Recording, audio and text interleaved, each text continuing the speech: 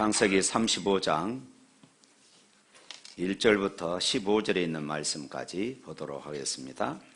하나님이 야곱에게 이르시되 일어나 베델로 올라가서 거기 거주하며 네가 내 형 에서의 낯을 피하여 도망하던 때에 네게 나타났던 하나님께 거기서 제단을 쌓으라 하신지라. 야곱이 이에 자기 집안 사람과 자기와 함께한 모든 자에게 이르되 너희 중에 있는 이방 신상들을 버리고 자신을 정결하게 하고 너희들의 의복을 바꾸어 입으라. 우리가 일어나 베델로 올라가자. 내가 환난 날에 내게 응답하시며 내가 가는 길에서 나와 함께 하신 하나님 내가 거기서 제단을 쌓으리라 하노라 하매 그들이 자기 손에 있는 모든 이방 신상들과 자기 귀에 있는 귀고리들을 야곱에게 주는지라. 야곱이 그것들을 세겜 근처 상수리 나무 아래에 묻고 그들이 떠났으나 하나님이 그 사면 거울들로 크게 두려워하게 하셨으므로 야곱의 아들들을 추격하는 자가 없었더라. 야곱과 그와 함께한 모든 사람이 가나안 땅 누수 곧 베델에 이르고 그가 거기서 제단을 쌓고 그곳을 엘 베델이라 불렀으니 이는 그의 형의 낯을 피할 때에 하나님이 거기서 그에게 나타나셨습니다. 니브가의 유모 두보라가 죽음에 그를 베델 아래에 있는 상수리 나무 밑에 장사하고 그 나무 이름을 알론 바곳이라 불렀더라. 야곱이 밧다라람에서 돌아오매 하나님이 다시 야곱에게 나타나사 그에게 복을 주시고 하나님이 그에게 이르시되 내 이름 이스라엘이라 내 이름이 되리라 하시고 그가 그의 이름을 이스라엘이라 부르시고 하나님이 그에게 이르시되 나는 전능한 하나님이라 생육하며 번성하라. 한 백성과 백성들의 총회가 내게서 나오고 왕들이 내 허리에서 나오리라. 내가 아브라함과 이삭에게 준 땅을 내게 주고 내가 내 후손에게도 그 땅을 주리라 하시고 하나님이 그와 말씀하시던 곳에서 그를 떠나 올라가시는지라. 야곱이 하나님이 자기와 말씀하시던 곳에 기둥 곧 돌기둥을 세우고 그 위에 전제를 붓고 또 그 위에 기름을 붓고 하나님이 자기와 말씀하시던 곳의 이름을 베델이라 불렀더라. 아멘. 우리가 2020년 표호가 회복입니다. 그래서 지난주에 첫사랑을 회복하자 하는 말씀을 드렸습니다. 우리가 신앙생활하면서 가장 기본적이고 중요한 요소가 있다면 아마 예배일 것입니다. 예배는 하나님을 높이는 것이고 예배는 하나님을 찬양하는 것입니다. 예배는 하나님 앞에 감사를 드리는 것입니다. 그리고 또 예배를 통하여 예배 가운데 임재하여 계시는 하나님을 만나는 그런 시간이기도 합니다. 저는 2020년도 새해를 시작하면서 우리 샘물교회가 예배가 회복되어질 수 있기를 축원합니다. 왜냐하면 예배의 회복으로 하나님의 임재를 체험하고 하나님을 만나고 그리고 우리의 인생이 근본적으로 회복될 수 있기 때문에 그렇습니다. 어떤 사람이 천사의 손에 이끌려서 어느 교회에 참석하게 되었습니다. 지금 꿈속입니다. 수많은 사람들이 그 예배 가운데 참여하게 되었어요.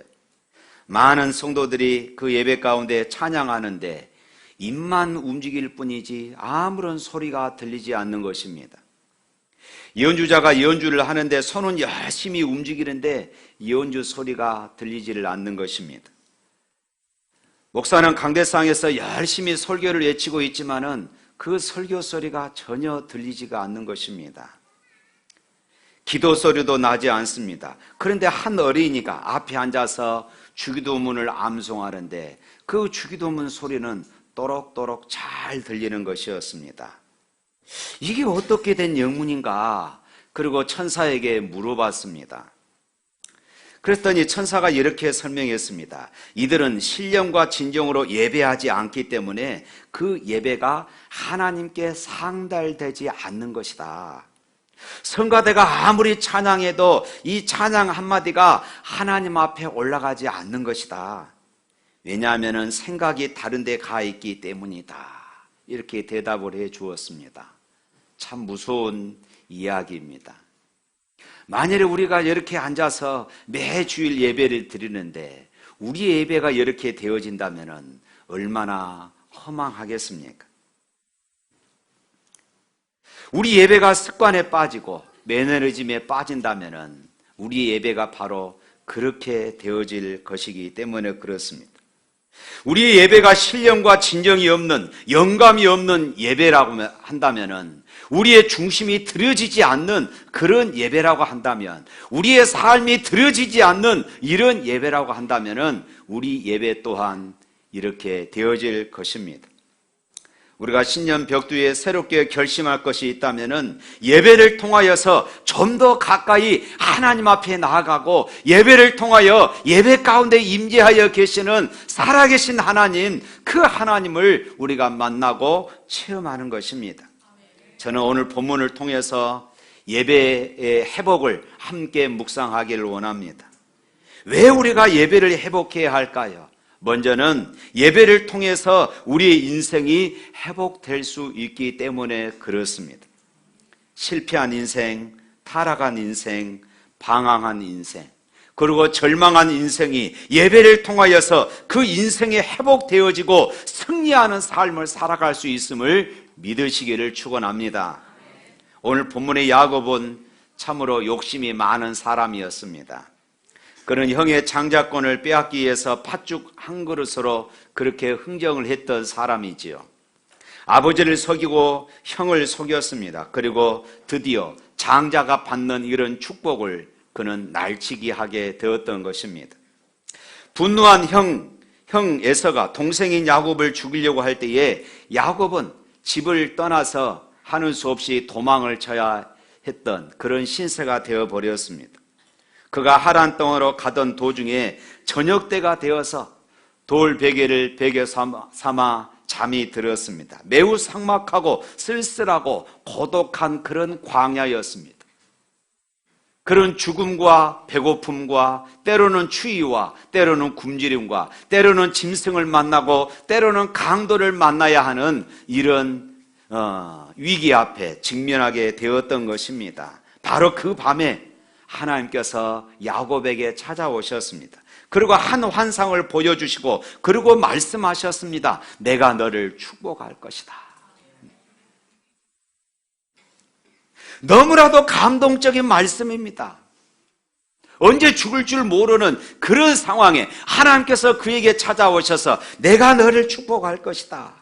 너무 감동받아서 야곱이 그 자리에서 하나님 앞에 소원을 합니다. 하나님, 내가 무사히 돌아오면은 내가 이곳에 하나님의 전을 세울 것이고 내가 무사히 돌아오면은 제가 하나님 앞에 11조를 드리겠습니다. 그리고 그가 잠에서 깨어나서 이렇게 고백합니다. 과연 여기에도 하나님이 계시는데 내가 몰랐구나. 야, 하나님은 어디든지 계셨구나. 하나님은 언제나 나와 함께 계셨구나 하는 것을 야곱이 고백하게 되어집니다. 그러면서 이제 하란 땅 에삼촌 집에 가서 무려 20년이란 그런 세월을 보내게 되어집니다. 20년 세월 동안 야곱은 그곳에서 2명의 아내와 그리고 2명의 첩을 거느리고 그리고 12명의 아들들과 그리고 몇 명의 딸들을 이제 낳게 되어집니다. 그리고 거부가 되어 마침내 이제 고향으로 돌아와서 형 에서와 극적인 그런 화해를 하는 것을 우리가 성경을 통해서 보게 되어집니다. 그리고 그는 하나님과 약속했던 20년 전에 하나님과 약속했던 그 베델로 올라가야 했습니다. 그리고 그가 하나님 앞에 소원한 대로 20년 만에 베델로 올라가서 그곳에 제단을 쌓고 하나님 앞에 11조를 드려야 했습니다. 그런데 야곱은 까마득하게 잊어버렸어요. 그러고 나서 그는 세겜이라고 하는 이방 땅에 거주하게 되었습니다. 세겜성에 가서 그 자녀들은 예배를 잊어버리고 이방인들의 습관과 문화를 배우기 시작했습니다. 여기에 문제가 있었던 것입니다. 학자들은 이렇게 말합니다. 야곱이 이 세겜 땅에서 7년에서 한 10년가량 머물렀을 것이다. 이렇게 추정을 합니다. 거기서 그들은 어려움을 당합니다. 야곱의 딸 디나가 아마 얼굴이 몹시 예뻤던 것 같습니다. 세겜 성주의 아들 세겜이 디나를 보고 연모하게 되었고, 어느 날 이 디나를 겁탈하게 되었고, 그래서 그 디나를 자기 집에 가두어 버렸습니다. 그리고 나서 그 오빠들에게 이런 관계가 되었으니 이제 우리 둘을 결혼시켜 달라고 이렇게 이야기를 했습니다. 이때 시므온과 네이가 몹시 분노했지만은 속으로 숨기지요. 그리고 이렇게 말합니다. 당신들과 우리는 근본적으로 결혼할 수가 없는 민족들이요. 우리는 할례받은 민족이고 당신은 이방인이기 때문에 당신과 우리가 서로 결혼을 하려면은 당신들 남자들이 다 할례를 받아야 할 것이요. 그래서 세겜성에 있는 모든 남자들이 다 할례를 받게 되어졌습니다. 일주일 동안 움직일 수가 없었습니다. 바로 그때 시므온과 네이는 사람들을 데리고 가서 세겜성의 남자들을 다 죽여버리지요. 이런 엄청난 일이 일어납니다. 자, 보십시오. 하나님과 약속했던 베델로 올라가지 않고 세겜성에 거했던 야곱의 가정에 어떤 일이 벌어집니까? 그의 딸 디나가 수치스러운 일을 당합니다. 그리고 두 아들들이 엄청난 살인을 벌이고 말았습니다. 이 사건이 일어나고 난 이후에 그 지역의 부족들이 이 야곱 가정의 이 만행들을 듣고 나서 부족들이 연합해서 이 야곱 가족을 멸망시키기로 그렇게 계획을 세웁니다. 그리고 이런 소문이 들리게 되어져요. 야곱은 그제서야 두려움에 뜹니다. 야, 내가 그동안 하나님을 잊어버리고 살았구나. 그동안 내가 하나님과 약속했던 것을 잊어버리고 살았구나. 내가 하나님을 외면하고 살았구나. 그제서야 깨닫게 되어집니다. 바로 그때에 하나님께서 야곱에게 찾아오셔서 하신 말씀이 이제 오늘 본문의 말씀입니다. 1절 말씀 한번 읽어볼까요? 오늘 1절. 하나님이 야곱에게 이르시되 일어나 베델로 올라가서 거기 거주하며 네가 내 형 에서의 낯을 피하여 도망하던 때에 네게 나타났던 하나님께 거기서 제단을 쌓으라 하신지라. 하나님께서 야곱에게 찾아오셔서 20년 전에 그 사건을 상기시켜주며 야, 내가 거기에서 너에게 나타나지 않았느냐? 그때 네가 나에게 소원하지 않았느냐? 너 그곳에 올라가서 나와의 약속을 지켜라.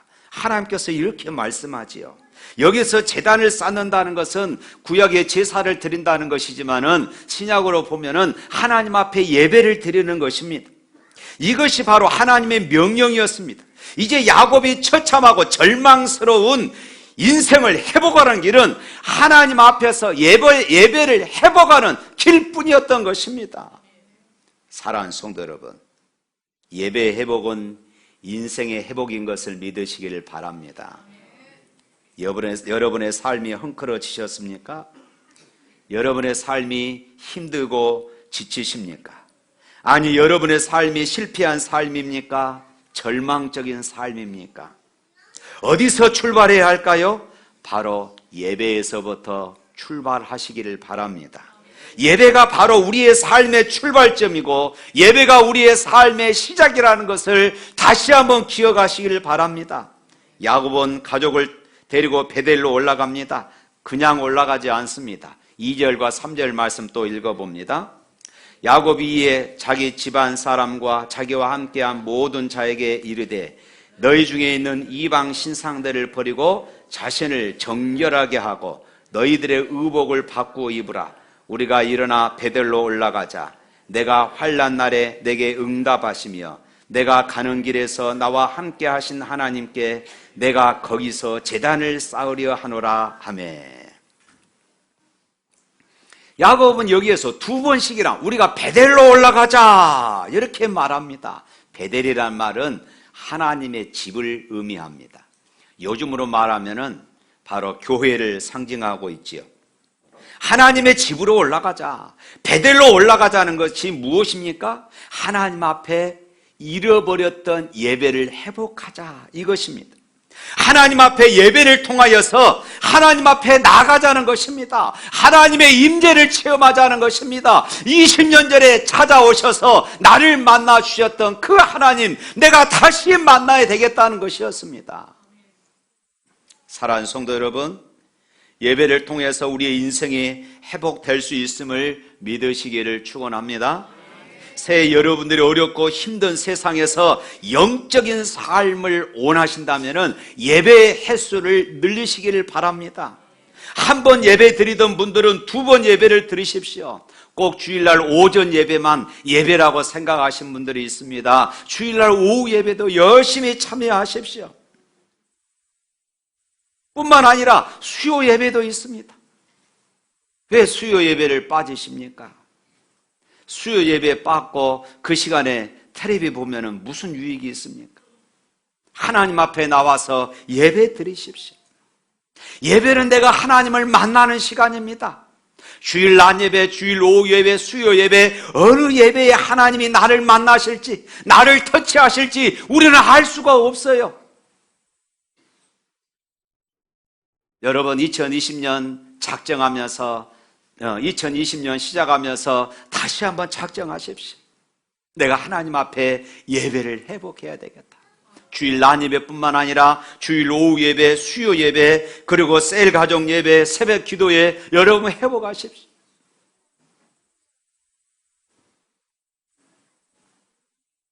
그리고 하나님 앞에 나올 때에 진지한 마음으로 준비된 예배를 드릴 수 있기를 바랍니다. 야곱은 베델로 올라가면서 의복을 바꾸었습니다. 마음을 청결하게 했습니다. 모든 우상 단지들을 다 버렸습니다. 그것은 무엇을 의미합니까? 하나님 앞에 예배하러 나오면서 마음의 준비를 했다는 것입니다. 하나님, 제게 예배 드리기에 합당한 심령을 주십시오.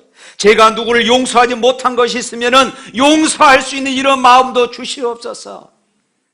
마태복음 5장에 보면은 너희가 예물을 가지고 왔을 때 누군가에게 원망 들을 만한 일이 있다면 재물을 제단에 두고 가서 먼저 화해하고 와서 예배를 드리라, 이렇게 말씀합니다. 준비된 예배, 회개가 선행되어지는 그런 예배, 하나님이 그 예배를 기뻐하십니다. 예배를 통해 여러분의 인생이 회복되기를 주님의 이름으로 축복합니다. 두 번째로, 왜 우리가 예배를 회복해야 할까요? 예배는 하나님의 임재를 경험하는 시간이기 때문에 그렇습니다. 따라서 합시다. 예배는 하나님의 임재를 경험하는 시간이다. 야곱은 베델에서 예배를 드릴 때 하나님의 그 임재를 체험하게 되어집니다. 우리 7절 말씀 읽어봅니다. 그가 거기서 제단을 쌓고 그곳을 엘 베델이라 불렀으니 이는 그의 형의 낯을 피할 때에 하나님이 거기서 그에게 나타나셨습니다. 예배 드리는 그곳에 하나님이 그곳에 나타나셨다. 야곱은 이렇게 고백합니다. 하나님이 임재하셨다는 것입니다. 사랑하는 성도 여러분, 예배가 무엇일까요? 하나님의 임재 가운데로 나아가는 것입니다. 하나님의 임재를 경험하는 것이에요. 거룩한 하나님의 영을 내가 느끼는 것입니다. 예배를 드리면서 하나님의 임재를 우리가 경험해야 돼요. 사랑하는 성도 여러분, 예배는 나 혼자 앉아서 그저 내가 찬송하고 기도하고 말씀 듣는 그런 시간이 아닙니다. 하나님의 거룩한 영이 우리 가운데, 내 심령 가운데 충만히 임재하는 시간임을 믿습니다. 때로는 하나님께서 찬송하는 중에, 기도하는 중에, 말씀을 듣는 중에 나를 만지십니다. 내 안에 감동을 주셔요. 내 안에 감동을 주신 그 사건이 하나님의 임재를 누리는 시간입니다. 그때 때로는 우리의 육신의 질병이 치유되기도 하고요, 때로는 우리의 심령이 회복되는 이런 역사도 일어나게 되어지는 것입니다. 이것이 바로 하나님의 임재예요. 오늘 9절 말씀 또 한번 읽어볼까요? 야곱이 밧다라람에서 올라오매 하나님이 다시 야곱에게 나타나사 그에게 복을 주시고, 하나님이 다시 야곱에게 나타나셨다, 이렇게 말합니다. 이것이 바로 예배입니다. 오늘 우리의 예배 가운데, 우리의 샘물교회 예배 가운데 하나님이 나타나십니다. 할렐루야. 보스턴에 A.J. 골든이라는 목사님이 계셨습니다.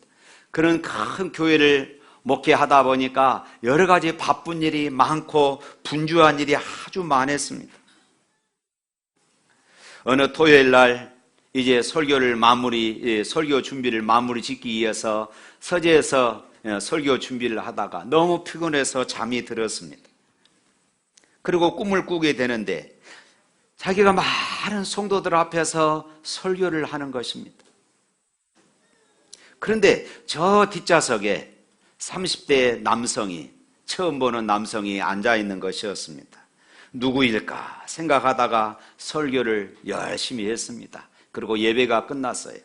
그리고 안내위원에게 물었습니다. 뒷자리에 앉아있던 30대 청년이 누구입니까? 그때 안내위원이 이렇게 대답했습니다. 목사님, 그분 모르세요? 그분의 이름이 예수님이세요. 목사님은 깜짝 놀랐습니다.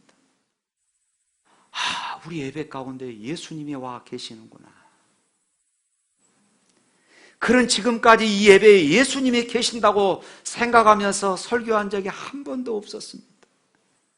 그리고 놀라서 번쩍 꿈에서 깨어났습니다. 사랑하는 성도 여러분, 우리 예배 가운데 예수님이 임재하여 계심을 믿으시길 바랍니다. 오늘 예수님이 이곳에 계시고 오늘 예수님이 이 예배 가운데 임재하여 계십니다. 그러므로 우리가 하나님의 임재를 확신한다면은 우리의 예배는 달라질 것입니다. 우리가 이 예배를 소중히 여길 것이에요. 주님이 우리와 함께 계시는데, 주님이 이곳에 임재하여 계신데 우리가 함부로 장난치고 우리가 함부로 다른 생각하고 우리의 마음을 다른 데 빼앗기고 있겠습니까? 예배를 하면 소중히 여길 것입니다. 주님이 내 모습을 보고 계실 것인데, 주님이 이 예배 가운데 함께 계신데, 예배를 소중하게 여기며 하나님의 임재를 사모했던 대표적인 사람이 한 사람이 있습니다. 바로 다윗입니다. 그런 하나님의 법궤가 다윗성에 들어올 때에, 그때 당시는 아직 성전이 지어지지 않을 때이지요. 다윗이 왕이 돼서 큰 궁궐을 지었습니다. 다윗성을 지었어요. 그런데 하나님의 법궤는 지금 쉽게 말하면 천막에 모셔져 있는 것입니다. 마음이 아팠어요.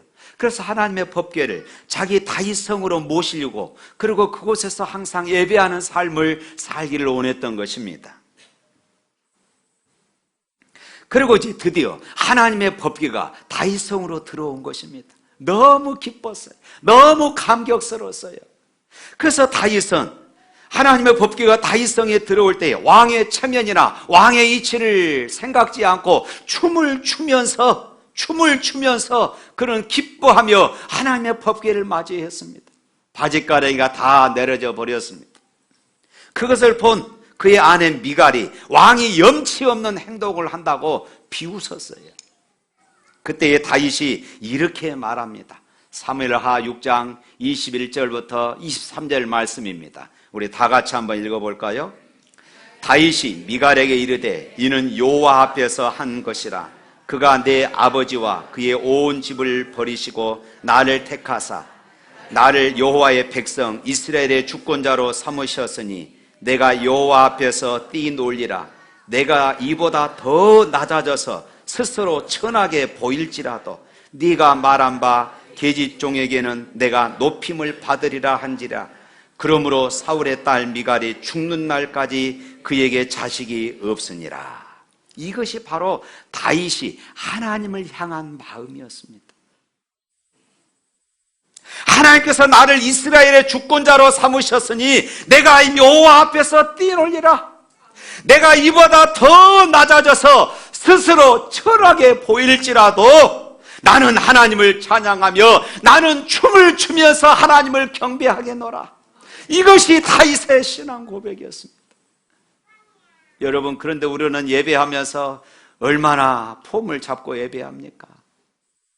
내 모습이 좀 우스꽝스럽지 않을까? 좀 창피하지 않을까? 온갖 폼을 잡고 드리지는 않습니까? 다윗은 그만큼 하나님 앞에 예배함이 행복이었고 기쁨이었습니다. 자신의 체면을 다 내려놓았던 것이에요. 사랑하는 성도 여러분, 이런 다윗의 열정을 회복할 수 있기를 축원합니다. 나의 창조자 앞에서, 나를 구원하신 하나님 앞에서 무슨 자존심이 필요하고 무슨 염치와 체면이 그렇게 중요합니까? 다윗은 왕으로서 백성들 앞에서 하체가 드러나는 수치를 당한다 할지라도 하나님을 예배하기 위해서라면은 그보다 더한 일이라도 하겠다는 이런 예배자의 열정을 보여주고 있는 것이에요. 이런 다윗에게 하나님께서는 복을 내리지 않을 수가 없으셨던 것입니다.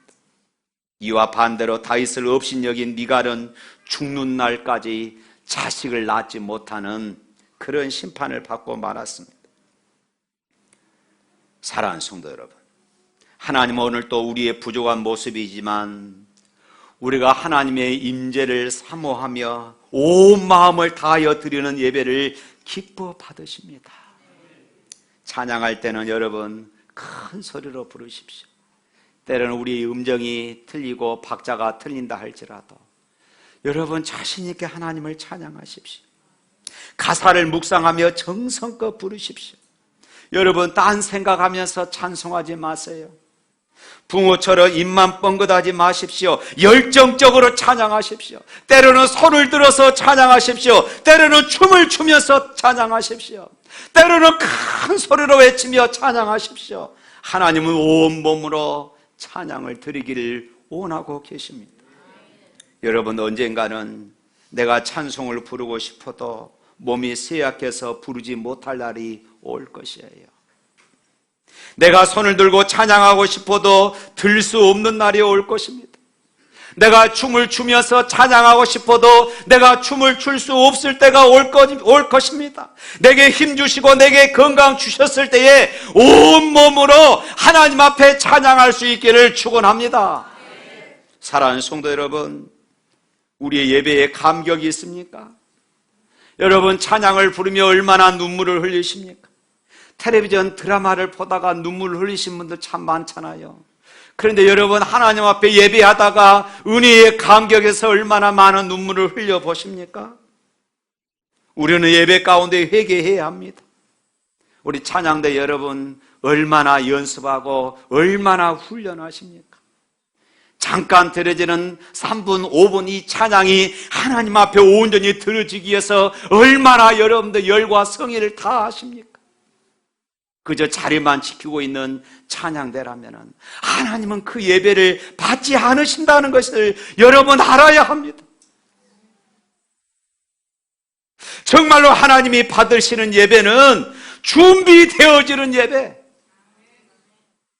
기도로 준비된 예배, 그리고 신령과 진정을 다해 드리는 예배만이 하나님이 진정 기뻐 받으시는 것입니다. 습관적으로 예배에 늦게 오신 분들이 있습니다. 습관적으로 어쩌다 늦을 수도 있습니다. 그러나 습관적으로 예배에 늦으신 분들 회개해야 합니다. 과연 그 예배에 내가 하나님 앞에 신령과 진정을 다해서 드리는 예배라고 말할 수 있느냐 그 말입니다.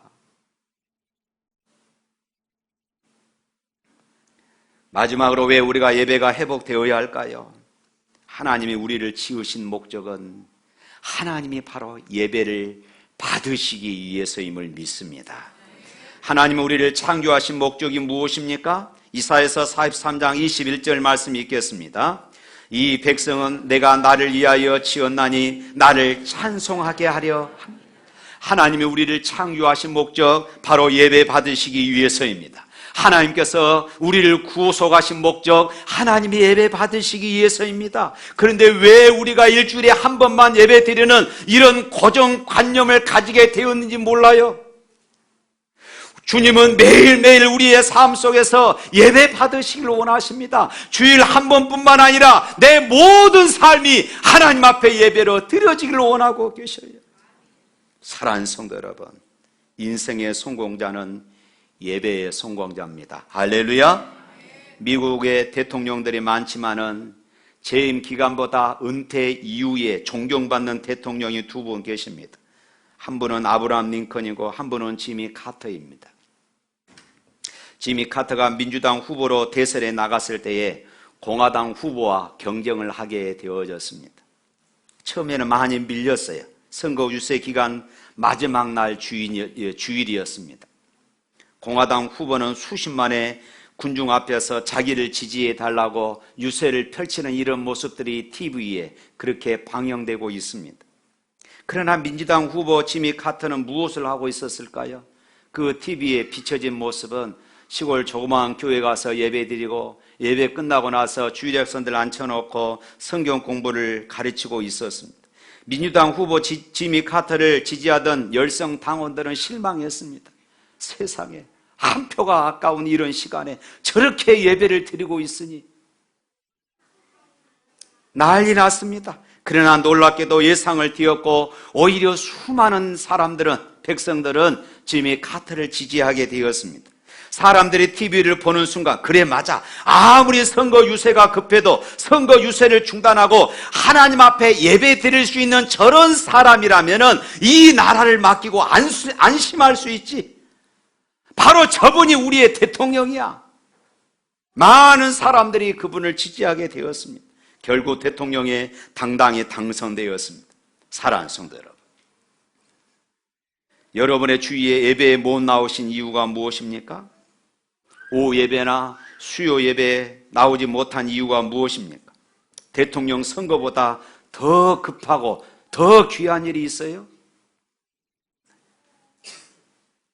하나님을 예배드리는 인생을 하나님께서 축복한다는 사실을 믿으시기를 축원합니다. 그런데 예배에 실패한 사람이 있습니다. 아브라함의 조카 롯이었습니다. 그의 아내가 결국 소금 기둥이 되고 말았잖아요. 에서는 이삭의 아들이지만은 그런 예배를 멀리했기에 축복의 반열에 들지 못했잖아요. 사울왕은 예배에 열심을 내지 않아 크게 패망하는 그런 원인이 되고 말았습니다. 여러분들의 인생에 성공하는 비결은 여러분이 지혜가 뛰어나고 학식이 많고 돈이 많고 능력이 많은 이것 때문이 아니라 하나님 앞에 예배를 집중해 보시기를 바랍니다. 하나님 앞에 드려지는 예배에 성공해 보시기를 바랍니다. 바로 그것이 하나님께서 여러분들을 성공하게 하실 줄로 믿습니다. 예배 회복, 그것이 인생의 회복이기 때문에 그렇습니다. 사랑하는 성도 여러분, 우리의 가정, 우리의 기업, 우리의 사업장, 우리의 삶의 환경에서 여러분 예배를 사랑하시기를 바랍니다. 예배를 사모하시기를 바랍니다. 그리고 그 예배 가운데 임재하여 계시는 하나님을 만나시기를 바랍니다. 주님은 예배를 통하여 우리를 터치하시고 우리를 만지시며 영육간에 회복하실 줄로 믿습니다. 따라서 합시다. 예배의 회복이 인생의 성공이다.